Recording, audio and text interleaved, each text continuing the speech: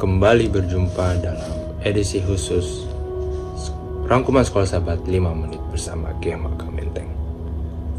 Judul pembelajaran Sekolah Sahabat kita selama seminggu ini adalah bagaimana Tuhan menyelamatkan kita. Untuk ayat hafalannya terdapat dalam Efesus 2 ayat 4 dan 5. Tetapi Allah yang kaya dengan rahmat oleh karena kasih-Nya yang besar yang dilimpahkannya kepada kita telah menghidupkan kita bersama-sama dengan Kristus, sekalipun kita telah mati oleh kesalahan-kesalahan kita. Oleh kasih karunia kamu diselamatkan. Nah, kalau kita lihat di Alkitab kita di dalam kitab Efesus pasal kedua ini, yang perikopnya adalah semua adalah kasih karunia.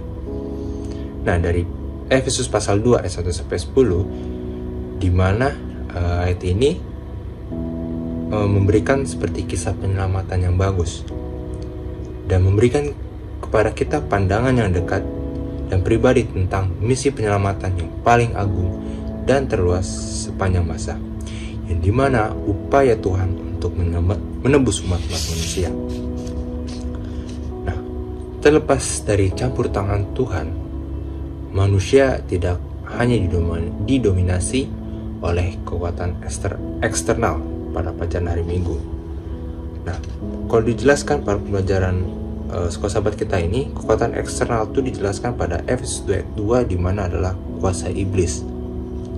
Nah, tapi ada juga kekuatan lain, yaitu kekuatan internal.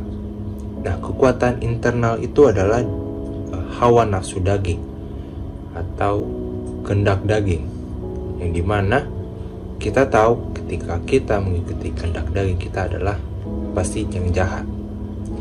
Mari kita sama-sama buka Alkitab kita dalam 1 Petrus 1 ayat 14. Dan di mana ayat ini mengingatkan kita untuk tidak menuruti hawa nafsu kita.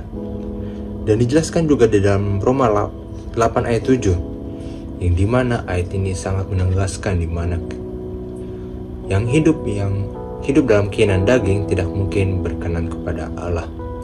Dari dua ayat ini sudah menjelaskan kepada kita untuk tidak mengikuti keinginan daging.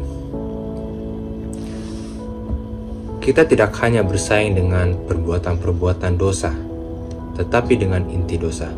Kita cenderung memberontak melawan Tuhan dan menuju kebinasaan. Manusia secara alami terperangkap dalam pola perilaku yang merusak diri sendiri dan berdosa mengikuti perintah iblis. Makanya dari sini kalau kita mendengar penjelasan tadi di mana manusia itu terperangkap dalam pola perilaku yang merusak diri. Nah, kalau kita lihat tadi bahwa mengikuti hawa nafsu daging, makanya kenapa dari dua ayat tadi dalam 1 Petrus 1 ayat 14 dan Roma 8 ayat 7 untuk tidak mengikuti keinginan daging kita, karena kalau kita mengikuti keinginan daging kita akan pasti merusak diri kita sendiri, pola perilaku berdosa dan menuju kebinasaan. Tapi sebelum itu mari kita coba mengingat kembali di mana peristiwa Yesus disalibkan, di mana ada peristiwa kematian, ada kebangkitan, kenaikan dan pemuliaannya.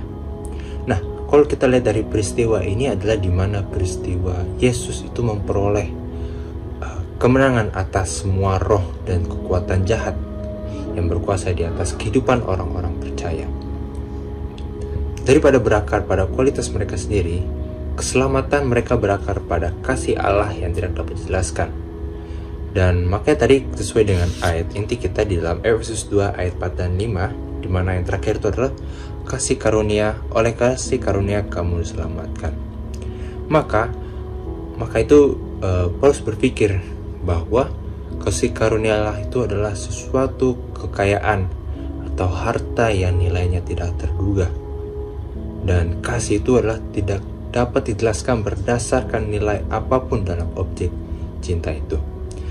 Dalam belas kasihan dan kasih, Allah bertindak untuk kepentingan mereka di dalam Kristus Yesus.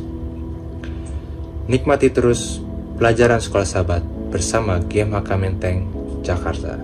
Tuhan Yesus memberkati.